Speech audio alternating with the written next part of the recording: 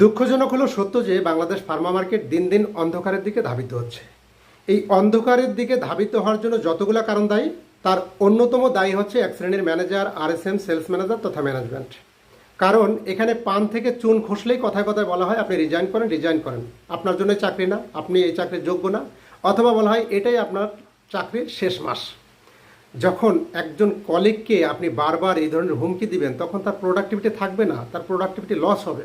মানে রিজাইন শব্দটা এত পরিমাণ ফার্মা মার্কেটে ব্যবহার হয় যেটা গ্রামীণ গালিতে পরিণত হয়েছে। বাংলাদেশে যত প্রকার বেসরকারি চাকরি আছে, অন্যান্য সেক্টরে রিজাইন শব্দটা যে পরিমাণ ব্যবহার হয় তার চেয়েও 100 গুণ বেশি ব্যবহার হয় এই ফার্মা সেক্টরে। আপনি রিজাইন করেন। একজন স্ত্রী যদি বারবার তার স্বামীকে বলে যে আমি তোমার সংসার করব না, অথবা স্বামী যদি বারবার বলে তোমাকে আমি রাখবো না, তোমাকে আমি তালাক দিব, একটা সময় কিন্তু সেই স্ত্রীও অন্য স্বামী খুঁজে নেবে, অথবা স্বামীও অন্য জায়গায় বিয়ে করবে।